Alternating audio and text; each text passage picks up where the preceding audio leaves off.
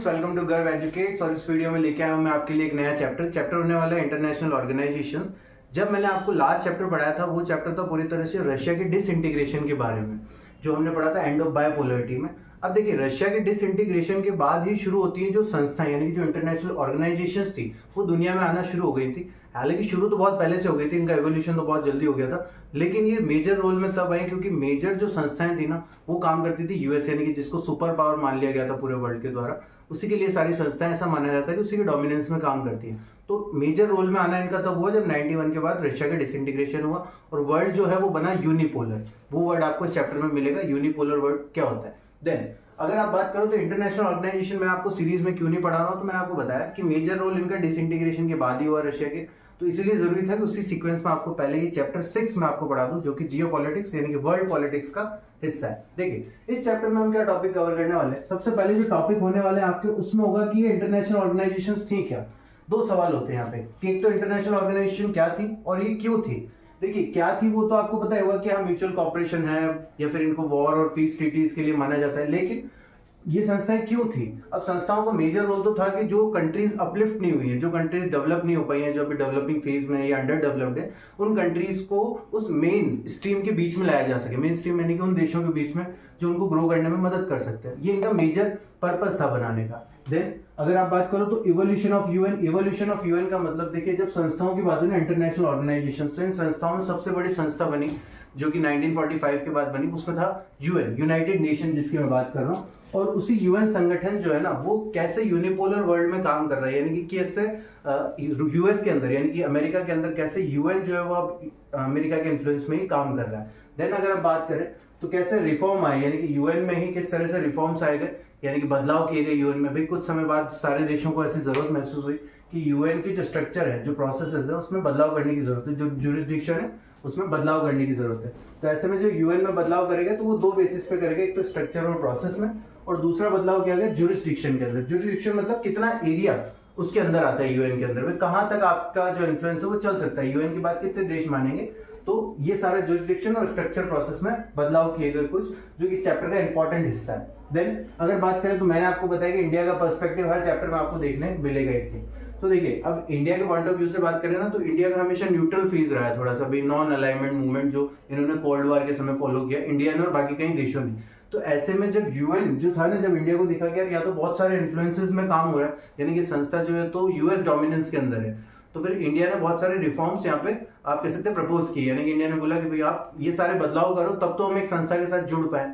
तो ऐसी सिचुएशन के साथ इंडिया के साथ वो रिफॉर्म्स में यूएन ने कैसे काम किया वो भी आपको देखने मिलेगा। और फिर हम बात करेंगे कि हाँ सारी संस्थाओं के लिए बात तो की जाती है कि म्यूचुअल कॉपरेशन में काम करें, दूसरे देशों को मतलब आप कह सकते हो मेन स्ट्रीम में लाने का काम करें, लेकिन क्या ऐसा ही कर पा रही है? क्या ये यूनिपोलर वर्ल्ड का हिस्सा नहीं है? यानी कि क्या इस इन्फ्लुएंस से ये कहीं दूर है क्या? भाई अगर यूएस जो है वो पूरी दुनिया में अगर सुपर पावर बना हुआ है तो क्या ये संस्थाएं उसके इन्फ्लुएंस से दूर रह पाती हैं या कहीं ना कहीं उसके डोमिनेंस में काम कर रही हैं? तो इसका जवाब आपको इस टॉपिक में यानी कि लास्ट टॉपिक में इस चैप्टर के मिलेगा। बहुत ही कंसाइज चैप्टर है, बहुत छोटा चैप्टर है। अगर आप समझेंगे तो आप कह सकते हैं बहुत शॉर्ट वीडियो के अंदर ये चैप्टर खत्म हो सकता है। मैं आपको जो 2 कट बनाऊंगा वो काफी छोटे छोटे शॉर्ट्स होंगे, उसमें आपको ये चैप्टर जो है पूरी तरह से समझ आ जाएगा 2 पार्ट में। लेकिन देखिए अभी टॉपिक पूरा देख लेते हैं। एक जो आपका फर्स्ट है कि वाई और व्हाट, यानी कि सबसे पहले 2 सवाल आते हैं कि एक तो ये संस्थाएं क्यों थी और एक संस्थाएं क्या थी। देखिए क्यों थी वाला जवाब तो बहुत छोटा सा है कि संस्थाओं का होने का 2 था कि एक तो वॉर और पीस, जो ट्रीटीज होती है, जो सारी ट्रीटीज होती है इनके बीच में, ये सारी ट्रीटीज में ये रोल निभाते हैं कौन से इंटरनेशनल ऑर्गेनाइजेशन। भाई एक मंच तो चाहिए ना बैठ के बात करने के लिए। आज एक बार नहीं होता है कि आपके नॉर्मली आपके दोस्त में और आप में लड़ाई झगड़ा हो जाता है, तो एक दिन कोई बैठक होती है, कोई तीसरा दोस्त आता है, कोई मीडिएटर होता है समथिंग, या अगर वो नहीं भी है तो आप दोनों एक जगह बैठोगे, बात करोगे या कुछ डील करोगे कि यार नहीं मैंने उस बात पे गलती कर दी, नहीं तूने उस बात पे गलती कर दी, तो एक तरह से एग्रीमेंट हुआ कहीं पे जाकर के, या हाँ आपका मानना हुआ कि भाई मैं गलत था या तू गलत था, तो आप जाकर के किसी पॉइंट पे पहुंचे, किसी निष्कर्ष पे आए, कोई कंक्लूजन निकला। तो ऐसे में इन संस्थाओं की जरूरत इसलिए है कि जब 2 बड़े देश मंच पे नहीं बैठ पा रहे या 2 बड़े देशों के बीच में मीडिएटर की जरूरत है ना, तो वहां कोई तीसरा देश ना आकर के वहां कौन पहुंचे? ये संस्थाएं पहुंचे। संस्थाएं मतलब ये कौन है? ये सारे देशों का एक इकट्ठा संगठन है जिसमें सबके अलग अलग पॉइंट ऑफ व्यूज है। देन एक और इनका रोल है वो है म्यूचुअल कॉपरेशन का। म्यूचुअल कॉपरेशन क्या होता है कि भाई ये चाहे ट्रेड की बात हो जैसे कि आपको यूएन में भी आपको पता चलेगा कि अलग जनरल असेंबली, एक सिक्योरिटी काउंसिल है, ट्रेड यूनियन है, डेवलपमेंट प्रोग्राम्स हैं, अलग अलग तरह से यूएन ने अपनी संस्थाओं में बहुत डिवीजन कर रखे हैं, अलग अलग प्रोग्राम्स चला रखे हैं। तो ऐसे में ये यूएन जो है ना, ये चाहता है कि म्यूचुअल कॉपरेशन बना रहे हर चीजों के अंदर, यानी कि चाहे ट्रेड हो, चाहे आपका आप कह सकते हो कल्चर हो, चाहे आपका रिलीजन हो, हर चीज के अंदर हर देशों के बीच में म्यूचुअल कॉपरेशन हो, जहां पे हम आगे बढ़ सके और डेवलपमेंट गोल अचीव कर सके। तो ये तो मेन पर्पस था कि क्यों यूएन का या फिर क्यों इंटरनेशनल ऑर्गेनाइजेशंस का होना जरूरी है। देन अगर बात करो तो क्या है ये ऑर्गेनाइजेशन, तो बहुत इंपॉर्टेंट एक कॉन्सेप्ट आता है। मैंने आपको बताया था कि जब दो यानी कि बायपोलर वर्ल्ड की बात हो रही थी ना, तो सुपर स्टेट वाला कॉन्सेप्ट था। सुपर स्टेट कॉन्सेप्ट का मतलब होता है कि मैं सब में सुपर हूं, मैं सब में मतलब डोमिनेटिंग हूं, मैं सब में ऊपर हूं। ये वाली जो सोच होती है ना, थिंकिंग आइडियोलॉजी, इसको सुपर स्टेट आइडियोलॉजी बोलते हैं। कि यानी कि जब वो दो बायपोलर वर्ल्ड था ना, तो या तो रशिया वो अपने आप में हीरो, या फिर अमेरिका वो अपने आप में हीरो बनता था। तो ऐसे में वो क्या करते थे, पूरे वर्ल्ड को कंट्रोल करना चाहते थे। तो ये सुपर स्टेट वाला कॉन्सेप्ट यहाँ खत्म करने के लिए ही इंटरनेशनल ऑर्गेनाइजेशन, यानी कि यहाँ पे कोई भी अथॉरिटी स्टैब्लिश नहीं होनी चाहिए पूरी दुनिया में, ये रीजन था कि इंटरनेशनल ऑर्गेनाइजेशंस रखी गई।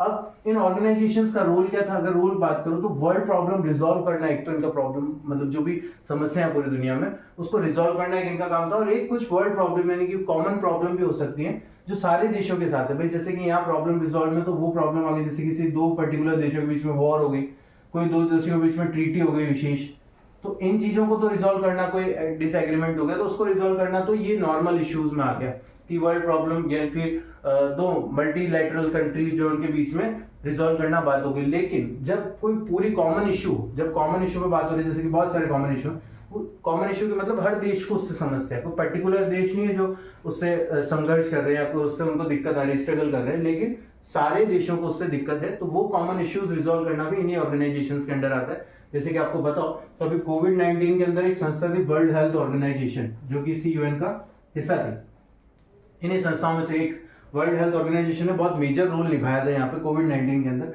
ग्लोबल वार्मिंग के लिए अगर बात करो तो किस तरह से अलग अलग संस्थाएं बनी हुई है इसके लिए, ठीक है, एनवायरमेंट प्रोग्राम्स बने हुए हैं वर्ल्ड लेवल पे, जहां पे ग्लोबल वार्मिंग को या फिर इसको बचाने के लिए जो टारगेट्स है वो अचीव करने के लिए हमें गोल सेट किया जाता है। उसके अलावा टेररिज्म की बात करें तो टेररिज्म के लिए भी अलग अलग संस्थाएं बनी हुई, कैसे अलग अलग टेरर फंडिंग को मतलब आप कह सकते हो अपोज करने के लिए संस्थाएं हैं, कैसे टेररिज्म को अपोज करने के लिए बड़े बड़े संस्थाएं हैं, कैसे यूएन ने खुद की एक पीस कीपिंग फोर्स भी बना रखी है कि अगर दो देशों के बीच में कोई युद्ध हो रहा है या दो देशों के बीच में कोई डिसएग्रीमेंट के चलते कोई बड़ा वॉर छिड़ गई, तो ऐसे में यूएन ने एक पीस कीपिंग फोर्स बनाई, एक छोटी सी टुकड़ी है, यानी कि बहुत बड़े देशों जितनी तो नहीं है, लेकिन हाँ एक छोटी सी टुकड़ी बना रखी है जो वो अपनी तरफ से मतलब आप कह सकते हो इन्वॉल्व कराता है वॉर के अंदर। उसका मेजर पर्पस ये होता है कि किसी एक साइड को जिताना नहीं है, वहां पे पीस स्टैब्लिश करना है भाई। किसी तरह से उनके इन्वॉल्वमेंट की वजह से कई बार ऐसा होता है पावर के सामने या पावर को झुकाने के लिए पावर का इस्तेमाल करना पड़ता है, तो वो भी इस संस्था ने कोशिश कर रखी है कि एक पीस कीपिंग फोर्स हम मेंटेन करें, ताकि कहीं युद्ध में हमारी फोर्स उतार के भी अगर दो देशों के बीच में या दो बायलैटरल एग्रीमेंट्स जो उन्होंने कर रखे हैं उसमें कहीं हम अगर शांति वार्ता इन्वॉल्व कर सकें या हम कहीं साइलेंस या पीस वहां पे इंसर्ट कर सकें, तो ऐसे में हमारी फोर्स भी उतार दो भली। तो इन्होंने यूएन सिक्योरिटी काउंसिल ने या फिर आप कह सकते हो यूनाइटेड नेशंस ने वहां पर अपनी एक पीस कीपिंग फोर्स भी रख रखी है। देन अगर कॉपरेशन की बात करें तो कॉपरेशन किस लेवल पे लेके कॉपरेशन में बात करें तो एक तो सारे देशों के बीच में बहुत सारे, जब आप देखिए 200 से ज्यादा देश अभी करंटली इसका हिस्सा है, तो सबके अपने अपने आइडियाज और इन्फॉर्मेशन होगी, तो उन आइडियाज और इन्फॉर्मेशन को इम्प्लीमेंट करना यानी कि उनको लागू करवाना, बाकी देशों तक पहुंचाना, किस तरह से उसको जायज है या नहीं, यानी कि उसको लीगल डिक्लेयर करना है नहीं करना। उसके अलावा जो मैकेनिज्म और रूल्स हैं, यानी कि किस तरह से ट्रेड हैं उनके क्या मैकेनिज्म रहने वाले हैं, क्या नियम कानून रहेंगे, कुछ ग्लोबल रूल्स भी हैं या ग्लोबल नॉर्म्स भी हैं जिनको भी इन संस्थाओं द्वारा डिसाइड किया जाता है। भाई ठीक है, हर देश अपना अपना संविधान बना सकता है, अपने यहाँ पे कानून व्यवस्था बना सकता है, लेकिन वर्ल्ड ऑर्डर में यानी कि इतने सारे देशों के लिए एक संगठन होना चाहिए ना, एक हेड तो होना चाहिए, एक अथॉरिटी तो होनी चाहिए जो सारे कानून स्टैब्लिश करे। तो ऐसे में ये कानून स्टैब्लिश करने का काम किसका है, इंटरनेशनल ऑर्गेनाइजेशंस का। मैं बार बार यूएन का नाम इसमें इसलिए ले रहा हूँ, आप ये डाउट मत जाना इंटरनेशनल ऑर्गेनाइजेशन मतलब सिर्फ दुनिया में यूएन ही है, ऐसा नहीं है। हाँ, लेकिन जो आपका कॉन्फ्रेंसेस हुई थी कहीं, जब वर्ल्ड वॉर्स हुई उसके बाद पता चला कि दुनिया में दोबारा कोशिश की जाए कि ऐसी वॉर्स दोबारा ना हो, तो उसके लिए एक बड़ी संस्था जिसका अभी पूरी दुनिया में सबसे बड़ा रोल है तो वो यूनाइटेड नेशन है। तो इसलिए अभी इंटरनेशनल ऑर्गेनाइजेशंस के नाम पे आप यूएन ही पढ़ते हो। हाँ, इसके बहुत सारे डिविजन्स हैं, नीचे बहुत सारे अलग अलग प्रोग्राम्स हैं, बहुत सारे अलग अलग असेंबलीज बनाई हुई है, तो वो इसी के डिविजन्स में आते हैं। लेकिन हाँ, अभी दुनिया में सबसे बड़ी संस्था है जिसको आप ये कह सकते हो कि पूरी दुनिया में विश्व शांति के ठेकेदार भी है। उसके अलावा अगर कुछ प्रॉपर टर्म्स एंड कंडीशंस मैंने आपको बताया कि ट्रेड हो गया, कल्चर हो गया, ग्लोबलाइजेशन क्योंकि बाद में हुआ तो उसकी वजह से बहुत सारी चीजें इधर से उधर ट्रांसफर हुई।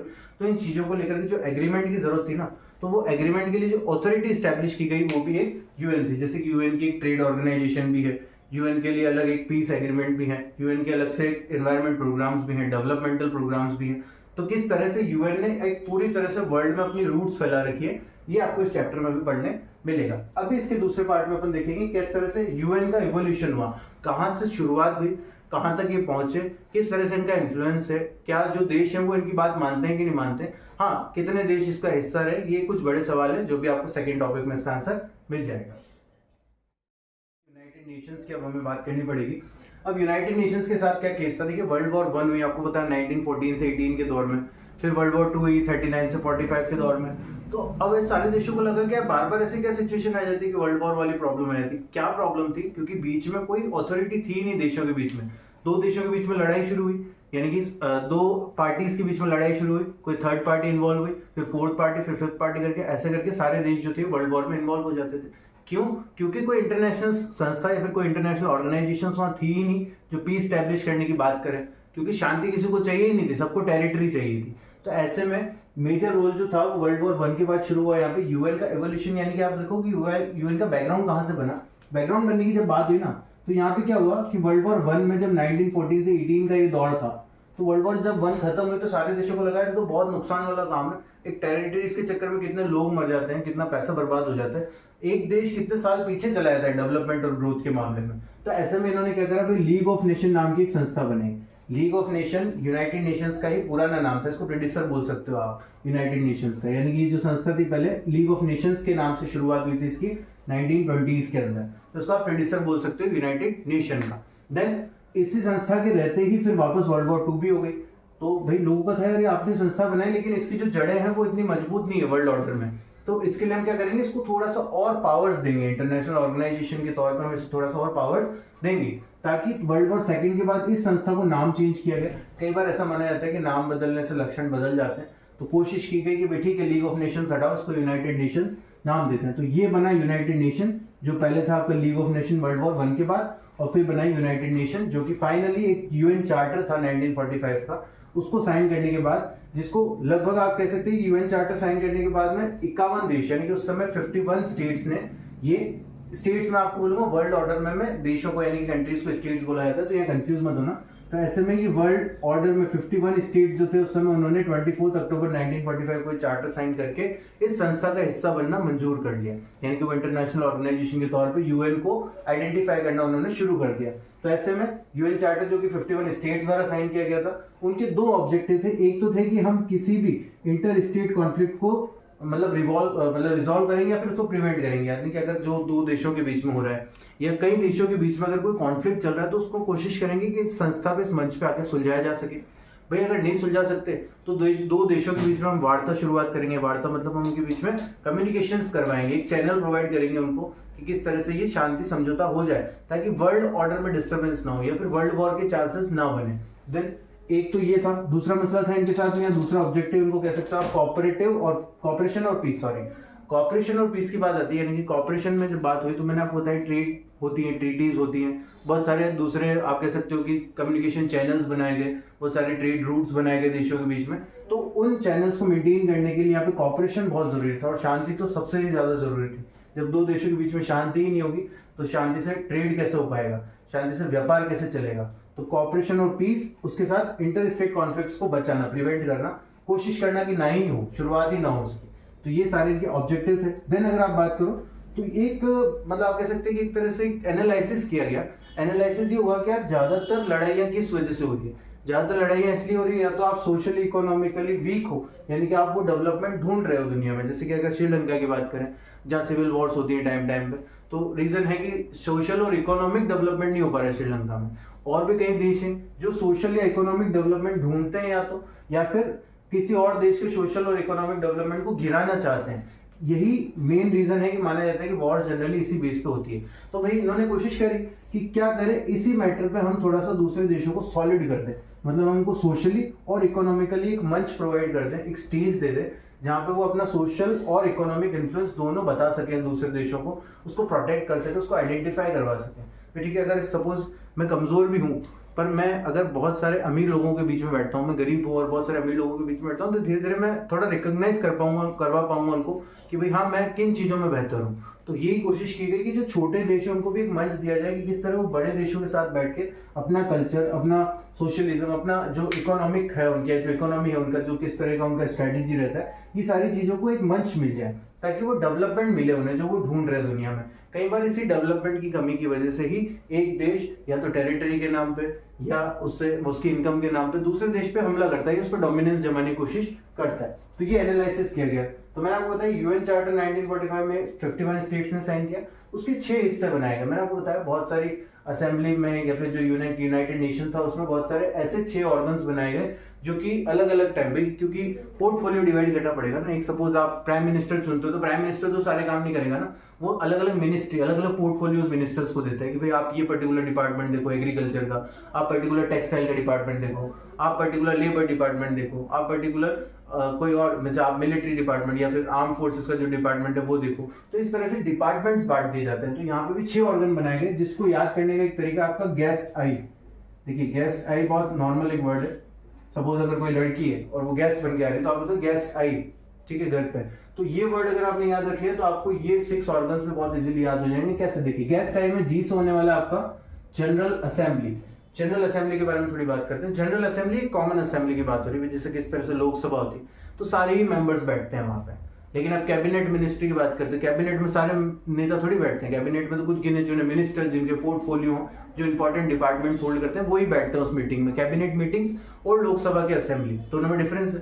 तो वैसे जनरल असेंबली जो है ना, इसमें सारे ही मेंबर अलाउड है, मतलब हाँ सारे लोग अलाउड है। 193 जो मेंबर्स हैं अकॉर्डिंग टू बुक, तो 193 मेंबर्स जो जनरल असेंबली का हिस्सा बन जाएंगे। तो ये कॉमन असेंबली है। देन अगर बात करें तो यूएन सेक्रेटरीट की, जैसे कि एक हेड होना चाहिए। सेक्रेटरीट का मतलब होता है कि जो सारे नॉर्म्स देखे, जो सारे एग्रीमेंट्स देखे, जो सारी चीजें देखे कि भाई जैसे कि यहाँ पे इस असेंबली में आने के लिए क्या चीजें जरूरी है, कौन से नॉर्म्स यहाँ लाने हैं, कौन से बिल्स यहाँ पे लानी है, कौन सी डिस्कशन यहाँ आ जानी चाहिए या वो आने लायक है, ये सारी चीजें डिसाइड करता है यूएन सेक्रेटरीट। मतलब इसी जनरल असेंबली का एक एडमिनिस्ट्रेटिव डिपार्टमेंट है, आप इसको ऐसा बोल सकते हो।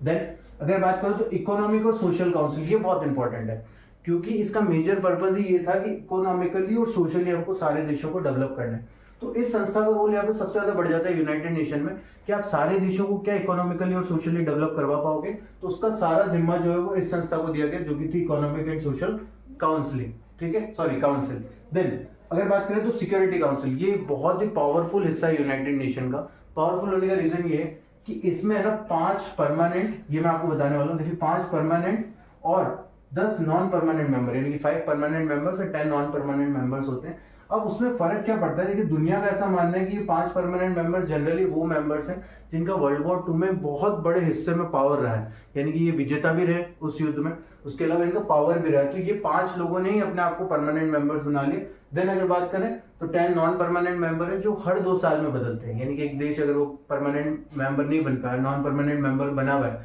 तो वो जब बन गया और 2 साल रह गया तो फिर वो अगले 2 साल के लिए वापस नॉन परमानेंट मेंबर नहीं बनेगा, तो ताकि सारे देशों को नॉन परमानेंट मेंबर मिलने का मौका मिल सके। लेकिन एक बहुत ही इंपॉर्टेंट चीज होती है सिक्योरिटी काउंसिल में, और इसी वजह से इसको सबसे पावरफुल संस्था भी बोलते हैं।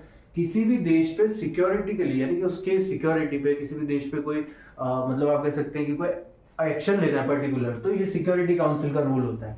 जैसे सपोज मतलब आप 1971 की वॉर की बात करते हैं फॉर एग्जांपल, जब हमने पाकिस्तान पे छिड़ी थी, ठीक है, एक डिस्टर्बेंस था जिसकी वजह से बांग्लादेश बना।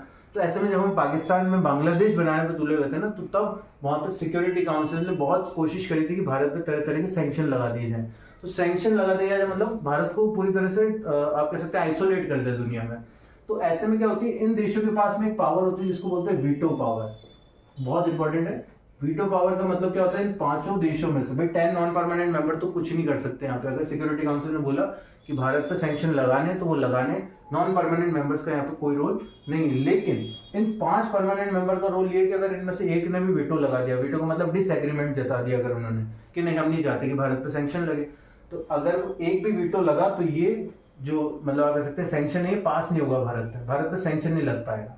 तो ऐसे में जो भारत है ना, इन देशों में मैं आपको बता रहा था जो 5 परमानेंट मेंबर है उसके ये 5 देश हिस्सा है जिसमें आपका रशिया आ जाएगा, यूएसएसआर जो पहले था 1945 तक जब ये संस्था बनी थी, और जब 91 के बाद यूएसएसआर टूटा तो रशिया को ये सीट जो थी वो विरासत में मिल गई। यूएसएसआर की जगह रशिया परमानेंट मेंबर बन गया 91 के बाद में। यूके जिसको आप ब्रिटेन बोलते हैं वो बना दूसरा मेंबर। तीसरा था आपका फ्रांस, चौथा यूएसए, और देन चाइना। चाइना जो था वो थोड़ा बाद में बना। इंडिया ने अपनी एक सीट जो थी वो चाइना को थोड़ा सा ऑफर कर दी थी, वो एक बात की बातें कभी बात करेंगे उस पर किसी और वीडियो में। तो ये 5 परमानेंट मेंबर जो है इनके पास ही वीटो पावर है, इसलिए माना जाता है कि 5 सबसे पावरफुल देश हैं, क्योंकि पूरी दुनिया में कहीं सैंक्शन लगना होना तो अगर ये 5 देश एग्री हैं तो सैंक्शन लग ही जाएगा, फिर कोई रोक नहीं सकता दुनिया में। तो ऐसे में इन 5 देशों में अगर एक भी वीटो लगाता है तो 1971 की वॉर में जब इंडिया पे सैंक्शंस लगने की बात हो रही थी तो रशिया ने एज अ फ्रेंड वीटो लगाया था उस समय, और भी बहुत सारे मैटर्स में आज तक रशिया ने वीटो लगाया।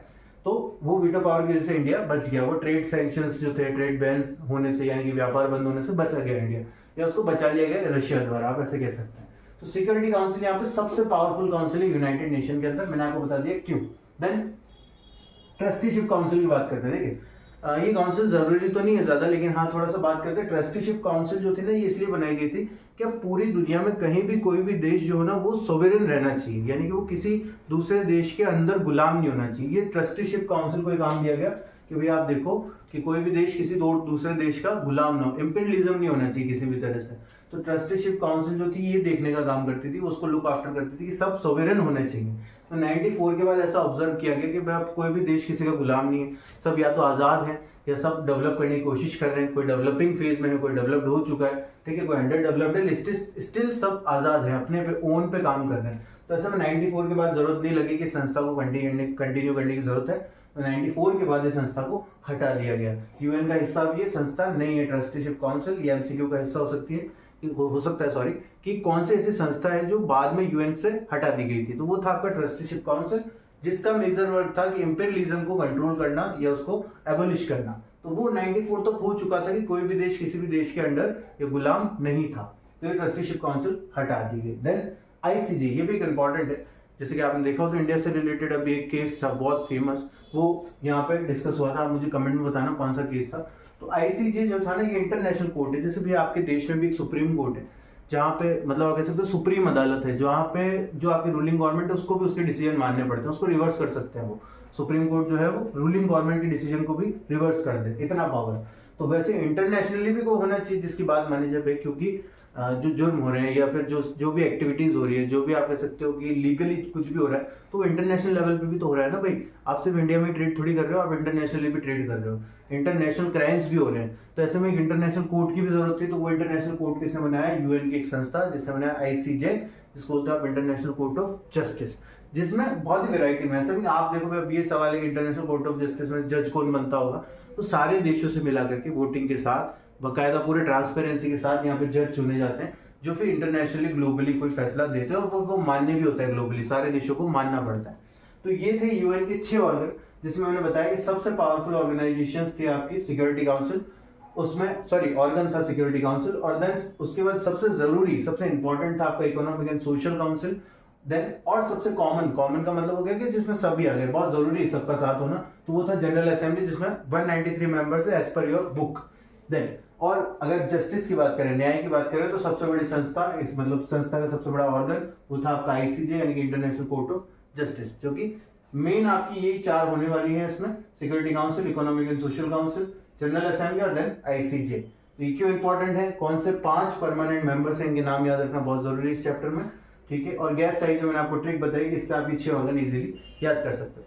देन हम इसमें देखेंगे कि यूएन को अब किस तरह से रिफॉर्म्स की जरूरत पड़ेगी। देखिए यूएन के रिफॉर्म्स की बात कर रहे थे, तो यूएन में बदलाव की जरूरत क्यों लगी, सबसे पहले वो बात करते हैं। यूएन में बदलाव की सबसे पहले जरूरत थी, देखिए लीग ऑफ नेशंस जो मैंने बताया था ना कि 1920s के दौर में की संस्था पहले सबसे पहले प्रीडिसर की बात करें अगर सिर्फ आप प्रीडिसर यानी कि सिर्फ यूएन से पहले क्या था, ये यूएन से पहले लीग ऑफ नेशंस था, फिर 1945 में आपने इसको बना दिया यूएन। फिर रिफॉर्म्स की बात क्यों है? देखिए जब रशिया का डिसइंटीग्रेशन हुआ ना, तो डिसइंटीग्रेशन का मतलब था कि कई नए मेंबर स्टेट्स बन गए अब, यानी कि क्योंकि बहुत सारा डिस्टर्बेंस यूरोप में भी चल रहा था, रशिया से भी 15 देश टूट के निकल गए, तो अब सब नए मेंबर्स बने ना। अब जब नए मेंबर्स बने तो वो अब थोड़ी ना कोई सोल सुपर पावर के हिसाब से काम करेंगे, तो वो तो थे कि जब आप संगठन बने हो तो हम सबके हिसाब से काम करो ना भाई। तो ऐसे में यहाँ पे रिफॉर्म्स की जरूरत लगने लगी जब रशिया का डिसइंटीग्रेशन, माफ करना यूएसएसआर का डिसइंटीग्रेशन आपको देखने मिला, रशिया बना और 15 अलग देश टूटे, साथ ही साथ यूरोप में भी कई देश जो थे वो अलग अलग हुए। तो ऐसे में यहाँ पे जब मेंबर स्टेट्स बढ़े तो बदलावों की जरूरत महसूस होने लगी। देन सबसे पहले बदलाव टारगेट की भाई कहाँ बदलाव करने चाहिए, तो स्ट्रक्चर बदलेंगे। स्ट्रक्चर का मतलब क्या, यूएनएससी की मेंबरशिप आपने जितने लोगों को दे रखी है या तो मेंबरशिप आप बढ़ाओ, ठीक है। एक ये सवाल भी यहाँ पे आया कि हाँ परमानेंट मेंबर्स, मैंने आपको लास्ट पढ़ाया था कि परमानेंट मेंबर्स भी बढ़ाओ और नॉन परमानेंट मेंबर्स भी बढ़ाओ भी। 10 और 5 टोटल 15 मेंबर्स को इंक्लूड कर रहे हो सिक्योरिटी काउंसिल में। पूरी दुनिया में 200 से ज्यादा देश हैं, तो कैसे 15 मेंबर्स पूरी दुनिया का डिसीजन ले लेंगे, किस पे सैंक्शन लगेगा, किस पे क्या बैरियर्स लगाने चाहिए, किस पे क्या एक्शन लेना है, तो 15 देश मिलकर थोड़ी डिसाइड करेंगे। तो एक तो ये कि आप यूएनएससी की मेंबरशिप यहाँ पे रेज करो। देन आप रिफ्लेक्ट वर्ल्ड पॉलिटिक्स, यानी कि अब आपको ऐसा नहीं होना चाहिए कि अब आप सोल सुपर पावर को रिप्रेजेंट कर रहे हो भाई, नहीं, अमेरिका के साथ नहीं, आपको सारे मेंबर स्टेट्स को रिप्रेजेंट करना है, क्योंकि अब आप एक वर्ल्ड में संस्था हो, आपको अमेरिका के लिए काम नहीं कर रहे हो पर्टिकुलर। तो यानी कि आप क्या करोगे, पूरा वर्ल्ड पॉलिटिक्स दिखाओगे, 200 से ज्यादा जितने भी देश हैं उन सबको आप यहाँ रिफ्लेक्ट करोगे इस ऑर्गेनाइजेशंस के साथ। देन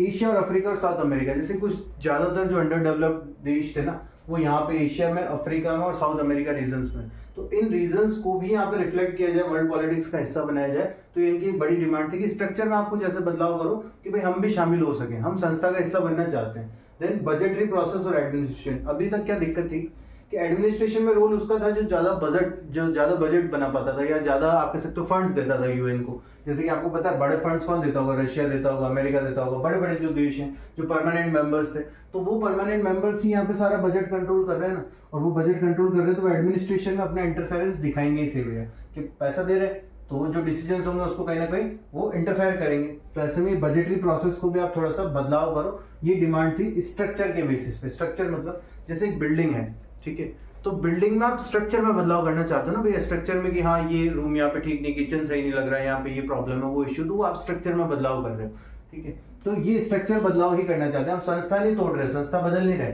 संस्था में कुछ छोटे मोटे उसके ढांचे में, उसके स्ट्रक्चर में बदलाव कर रहे हैं। देन अगर बात करें जुरिस्डिक्शन की, अब जुरिस्डिक्शन की बात आती है, तो जुरिस्डिक्शन भाई ठीक है, अगर आज सपोज मेरे घर में लड़ाई हो रही है ना, तो मेरे घर का जुरिस्डिक्शन है कि मैं यहाँ तक ही बोल सकता हूँ, मेरे घर में बोलता, पड़ोसी घर में लड़ाई हो रही है, मैं बीच में जाकर के पंचायत करूंगा तो वो तो मेरा जुरिस्डिक्शन ही नहीं है, तो वहां पे क्या होगा कि वहां पे मार भी पड़ सकती है। तो ऐसे में क्या होगा कि जब जुरिस्डिक्शन की बात करोगे ना, तो यूएन का एक फिक्स करना पड़ेगा कि भाई आप किस लेवल तक जाकर के ही इन्वॉल्व हो सकते हो वहां पे। तो एक तो पीस और सिक्योरिटी का जहां मसला है वहां पे यूएन का जुरिस्डिक्शन है, ये मान लिया कि भाई आपके अंतर्गत या आपके एरिया में, आपके एरिया ऑफ कंट्रोल जो होगा वो उतना ही होगा जहाँ पे पीस और सिक्योरिटी की बात होगी, वहां आप जा सकते हो।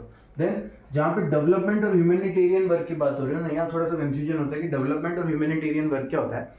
देखिए डेवलपमेंट और ह्यूमैनिटेरियन वर्क का मतलब हाँ ठीक है, बहुत सारी लड़ाई हो गई, बहुत शांति वार्ता हो गई, ट्रेड हो गया, वो सारी चीजें होगी, ऐसी चीजें जो मानवता के लिए बहुत जरूरी है, विकास के लिए बहुत जरूरी है, उसमें उन चीजों में आपका क्या रोल है वो भी देखना बहुत जरूरी है। तो यहाँ पे एक इंपॉर्टेंट आता है आपका हेल्थ, किस तरह से, एक आपका आता है एजुकेशन, ग्लोबल लेवल पे बात कर रहा हूँ मैं, सारे देशों के पॉइंट ऑफ व्यू से, एनवायरमेंट हो गए, पॉपुलेशन कंट्रोल हो गए, ह्यूमन राइट्स हो गए, जेंडर और सोशल जस्टिस की बात हो गई। तो ये सारे जेंडर और सोशल जस्टिस में आपका फेमिनिज्म हो गया, ठीक है, किस तरह से दूसरा जो बैकवर्ड कास्ट है, बैकवर्ड कम्युनिटीज है, उनके ग्रोथ की और अपलिफ्टमेंट की बात हो गई, सामाजिक बात हो गई, ठीक है, आइडियोलॉजीज की बात हो गई। तो ये सारी चीजें health, education, environment, population control, जो कि बहुत एक बड़े मसले हैं वर्ल्ड लेवल पे। तो ये डेवलपमेंट वर्क्स में भी यूएन ने अपना योगदान दिया। मैंने आपको बताया कैसे संस्थाएं पोर्टफोलियोज बांट दिए कि भाई ऐसा नहीं हो कि एक ही संस्था सिक्योरिटी काउंसिल भी देख रही है, जनरल असेंबली भी, बजट भी वही देखे, सेक्रेटरीट भी वही देख रही है, उसके अलावा बाकी सोशल जो काम है डेवलपमेंट वाले वो भी वही देखें, ऐसा तो पॉसिबल ही नहीं है। तो इसमें संस्थाओं को बांट दिया गया इन पर्टिकुलर कामों के लिए कि आप डेवलपमेंट का ही काम देखो बस, ठीक है, किस तरह से जो साइट्स हैं वर्ल्ड की कैसे प्रोटेक्ट करना है, कहाँ पे कौन सी चीज है, किसको एक्सप्लोर करना है, ये सारी चीजें ये डेवलपमेंट और ह्यूमैनिटेरियन वर्क के अंदर ही डाला गया। तो यानी कि यूएन का जुरिस्डिक्शन यानी कि एरिया ऑफ कंट्रोल वहीं तक आता है जहाँ पे ह्यूमैनिटेरियन या डेवलपमेंट वर्क हो रहा, कुछ सामाजिक काम हो, कुछ पर्यावरण के लिए काम हो वहां पे, या फिर पीस और सिक्योरिटी में जहाँ पे शांति की बात हो रही हो, जहाँ थोड़ी सुरक्षा की बात होती है वहां पर, वहां तक ठीक है। पर ऐसा नहीं कोई दो देशों के बीच में बायलैटरल ट्रेड हो रहा है, बीच में यूएन आके कि नहीं ट्रेड कैसे हो गया, हमारी परमिशन लो, वहां तक आपका जुरिस्डिक्शन नहीं आता है। देन चेंजेस की बात करते हैं, चेंजेस क्या देखने मिले आपको, चेंजेस हुए 91 के बाद, बदलाव तो हुए, बदलाव क्या हुए, बदलाव में सबसे पहले तो आप देखोगे कि यूएसएसआर तो यहाँ पे आपको डिक्लाइन देखने मिलेगा, किस तरह से यूएसएसआर तो डिक्लाइन हुआ, यूएसए यहाँ पे ग्रोथ हुआ, तो आप इसको बोल सकते हो सोल सुपर पावर बना यहाँ पे। फिर 91 के बाद जब यूएसएसआर टूटा तो पूरी दुनिया के लिए तो एक ही महाशक्ति थी, वो था अमेरिका। तो ये चेंजेस जो हुए ना, उसके बाद में एक चेंज ये हुआ कि चाइना भी ग्रो कर रहा है यहाँ पे, इंडिया डबल स्पीड से ग्रो कर रहा है। यहाँ पे 91 के बाद तो हमारे एलपीजी इंट्रोड्यूस हुआ, लिबरलाइजेशन, प्राइवेटाइजेशन, ग्लोबलाइजेशन। तो उसके बाद जो इंडिया की ग्रोथ शुरू हुई ना, तो रैपिड ग्रोथ दोनों देशों की देखने मिली, चाइना और इंडिया की। तो ऐसे में ये देश भी ग्रो कर रहे थे। अब ये सुपर पावर तो नहीं बोल सकते, उस समय रेस में नहीं, आज भी नहीं है, लेकिन फिर भी हाँ बोल सकते हैं कि बहुत पावरफुल कंट्रीज में ये दोनों भी काउंट होने लगे धीरे धीरे।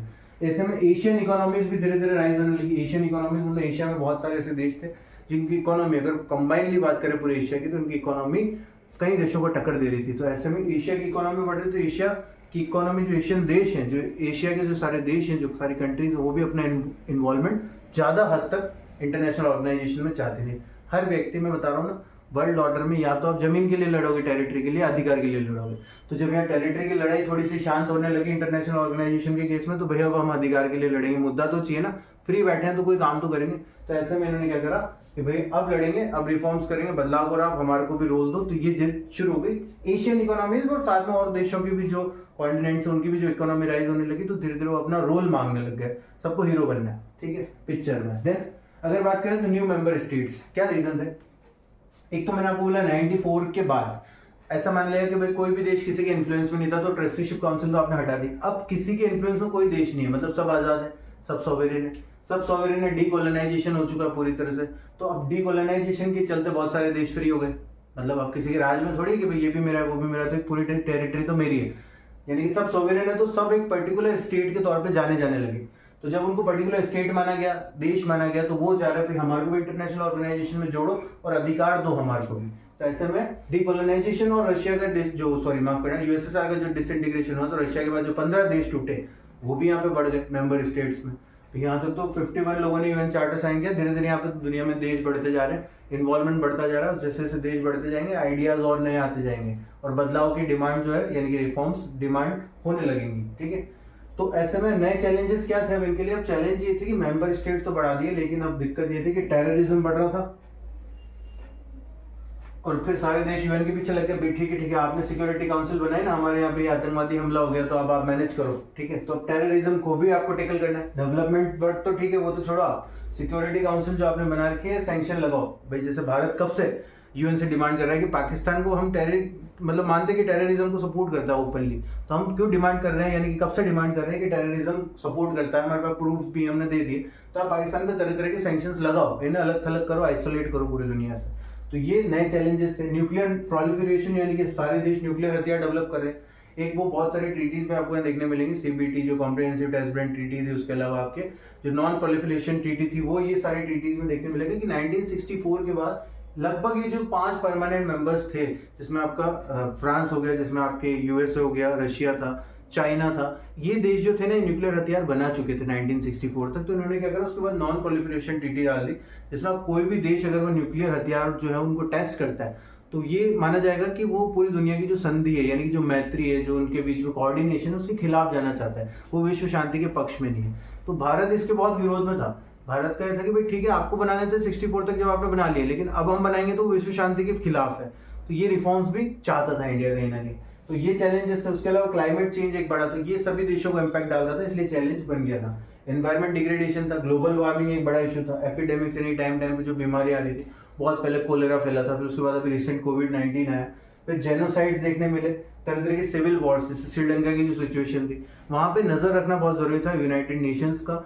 और क्योंकि जरूरी इसलिए भी था क्योंकि वो एक जनरल असेंबली का हिस्सा है ना भाई वो देश, तो कल को इस मैटर में अगर इन्वॉल्वमेंट दिखाए तो पूरा मैटर पता तो होना चाहिए। तो ये सिविल वॉर्स पे या फिर जेनोसाइड्स हो कहीं पे, या फिर कोई टेररिज्म एक्टिविटी, तो उस पर यूएन की नजर पैनी रहती है, क्योंकि वो चाहते हैं कि इनमें इन्वॉल्वमेंट दिखाएं और कोई ऐसा रास्ता निकले जिससे पीस और कॉपरेशन वो वापस स्टैब्लिश कर सके। तो यहाँ तक ये चैप्टर मैंने आपको कंप्लीट किया है रिफॉर्म्स के बारे में। अब स्ट्रक्चर जो बेसिस पे, इस पर थोड़ा सा और डिटेल में मैं आपको बताऊंगा कि ऐसे स्ट्रक्चर जो था वो बदला गया, कौन से देशों ने वो स्ट्रक्चर बदला, कितना ने एक्सेप्ट किया, और देन फिर ज्यूरिसडिक्शन को थोड़ा सा और डिटेल में अपन नेक्स्ट वीडियो में डिस्कस करेंगे। तब तक के लिए इस चैप्टर को बुक से आप थोड़ा सा और थॉरोली रिवाइज कर लीजिएगा, लेकिन मेरे अकॉर्डिंग बुक का हर पॉइंट में कवर कर ही रहा हूँ।